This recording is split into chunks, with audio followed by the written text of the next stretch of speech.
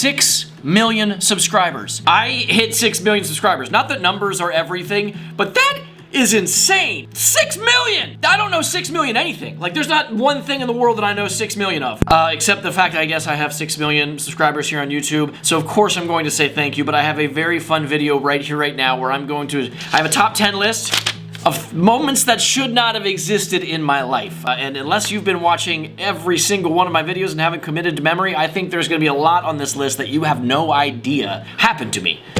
Things that just should not have ever happened to me, that I never saw coming. It's gonna be a fun time. Let's get to this. Number 1. So I started making YouTube videos and I started gathering a following, and then one day I got an email from somebody wanting me to be in their commercial. It was Dov Men plus Care. And I said yes. I was like, this is a really cool opportunity. I'm not an actor. In fact, I was laying on the bed shooting the scene where my wife hits me with a pillow, and the camera operator was like, so how long have you been doing this? I was like, what do you mean this? And he was like, acting. And I was like, 30 minutes?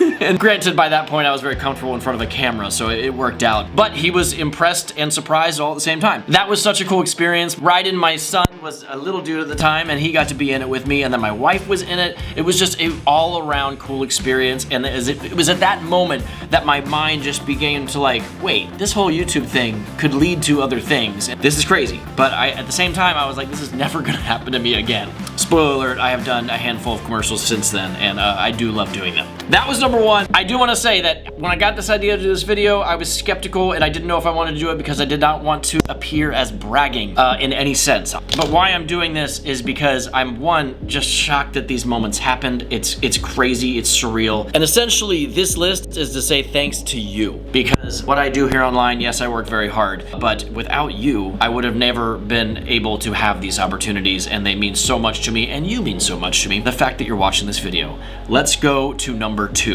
I got invited to the White House.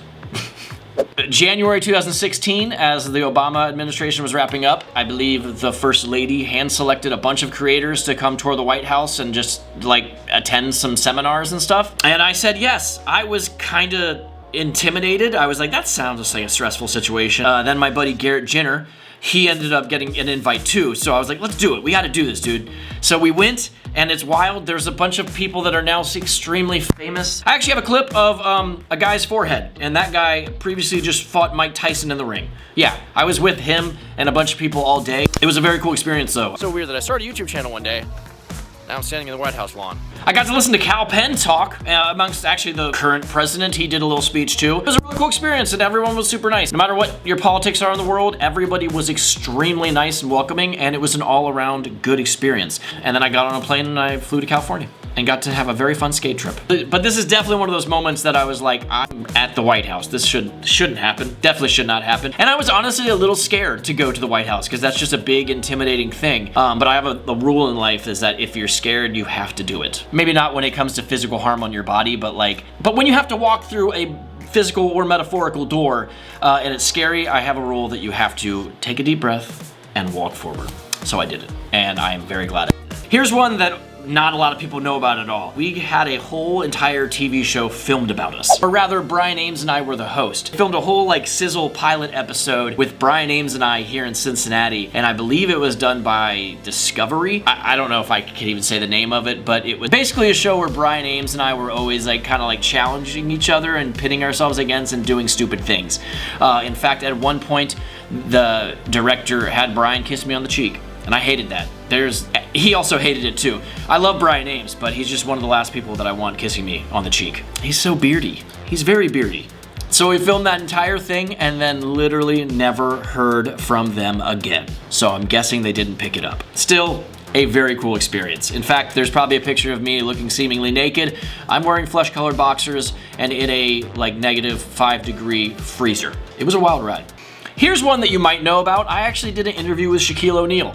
I'm not a huge celebrity worshiper, but if I think that someone's a genuinely good human, it makes me a little more excited to work with them. And I got to work with Shaq for 15 minutes. I did a little interview with him and they wanted it in my video. In fact, it's not even the thumbnail. So if you didn't watch the video, you would have never known it happened. Shaq was a genuinely sweet human being. He is triple my size. And here's an adorable picture of that. He was very cool to work with. You can probably find it if you, it's in one of my day in my lives.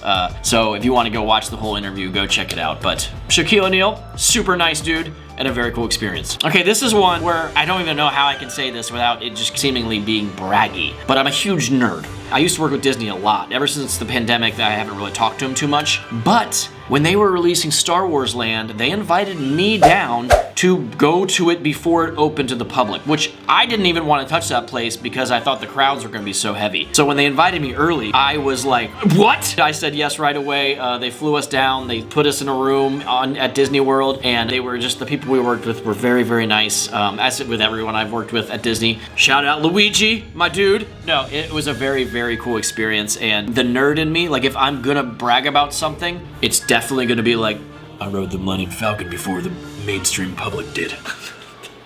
Okay, that's it. Either way, it was a very cool experience. Disney, please invite me to do things. I like roller coasters and rides in general. Please invite me to all of the things you ever want me to ride. Here's one that didn't happen to me because I wanted to sleep, but it happened at my skate park. I don't think I've ever posted about it, but Lil Wayne needed a place to skate, and the old skate park in Cincinnati that was open for the public shut down. Lo and behold, we know his filmer, and his filmer was like, hey dude, can Lil Wayne come skate the Shred Quarters? And I was like, of course, yeah, for sure. But he wanted to be there at like 2 a.m. to like 7 a.m. And I was like, I'm sleeping. Justin, you can do this. So Justin did it, which is very nice of him, but he was excited to do it. He got footage here. We gave him a revive board, and then he ended up using it, and it's in his video part. He put a little Lil Wayne music video out that had like a bunch of skating. So that's essentially his video part, and it's in there. And I was like, wow, I didn't expect that to happen. That was really, really cool. Justin said he was a super nice dude. I got to work the next morning, like 30 minutes after he finally left. He was here for a long time. He was like writing music and stuff and skating.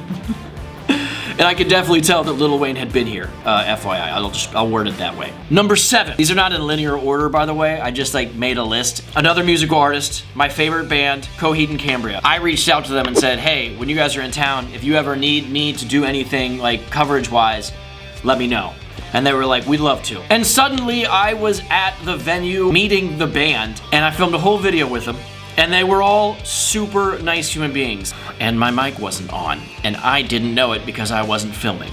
But it was my fault. So I reached out to them. I did scrap together a certain video, and I told him, I was like, I promise you I'm a professional enough to know how to operate my camera. I'm so sorry. And then the next time they were in town, they hit me up, and I got to come back out and film new videos with them. And since then, I've talked to like the band manager and a couple of the guys in the band and stuff, and there's like, we're not like close friends, but I know them, and that's super weird. Because also, I have a big thing, it's like meeting your heroes is kind of risky. You don't want to like not look at them the same way. And I met them and they were awesome, and I look at them the same way and they are rock gods still. So it was safe. Coheed and Cambria, I can vouch, amazing band, amazing human beings, and the whole experience was so cool. Guys, come back to Cincinnati. I missed the last show. Number 8, this.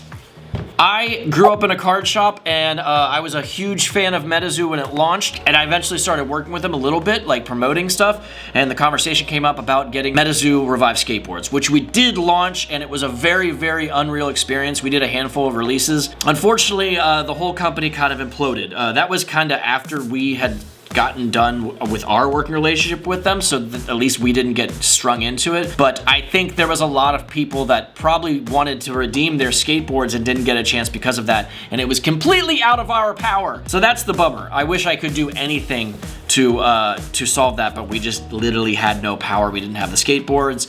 We didn't have any way of doing it. That being said, the good part of it, when it was operating at the beginning, and the fact that this day I could still like have a card that has a little Revive emblem on it, is unreal. And also Metzo's coming back. There is that, at least. I still love the brand Metzo. It's a little sweet and sour moment, but the fact that it's on the cards, it's unreal. Well, all right, number 9, this is a huge throwback. A fan turned us into cartoons. Brian, I got a box. What's in the box? I'm gonna open it. It's one of the greatest things that ever came to me in a box. And made a whole little mini skit based on one of my videos that actually happened. I remember watching it and we hit him up. We were like, that was the coolest thing ever. I like cartoon me better than I like real me. Could we hire you to do an actual like season, and we'll like pay you, and we'll just put a Revive cartoon out there? And he was like, yeah, that took me a month and a half to do like 45 seconds. And we were like, Okay, never mind that, but thank you. And also, I just want to batch this in with the fans, and I don't like calling people fans because I feel like that makes me seem like somebody where like, I have fans. And although there's a reality to that, I just want to say the people that enjoy my videos, that my videos have meant something to them, those of you who have created things and sent them to me, it's insane. It's so unreal, and something I have to kind of like bonk myself in the head and remind me. And the cartoon is one of them.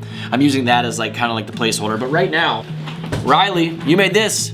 This is my cat. He unfortunately passed away a little bit ago, but I got this drawing of him from Riley, and it literally just touches my heart. I have such a long list of moments like this where I've gotten something like art or some sort of creative endeavor that someone created about me or something I've created because they enjoy what I do. And that is one of the things it's my biggest regret, that I don't have all the time in the world to reply to everything authentically and just reach out and have a face-to-face conversation and say thank you. But it's unreal. And that's why this is towards the end of the list, because it's one of the most important on this list.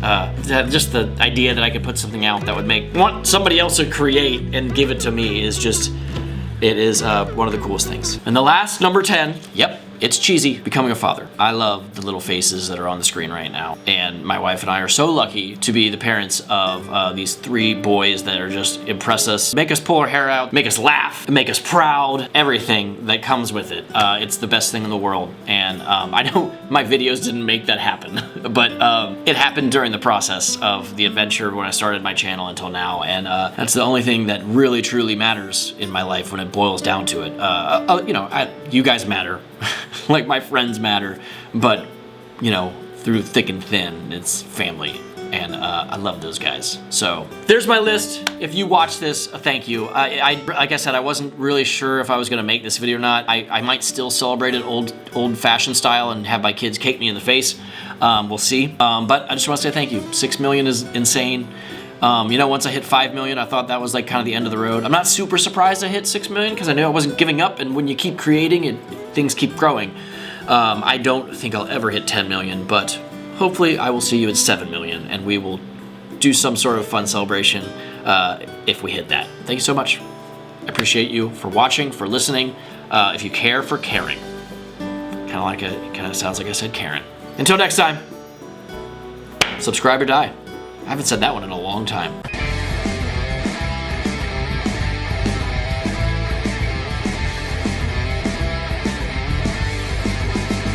And here's the defining moment. I'm going to take the glasses off and you will see my eyeballs for the first time in a long time. It's disappointing, isn't it?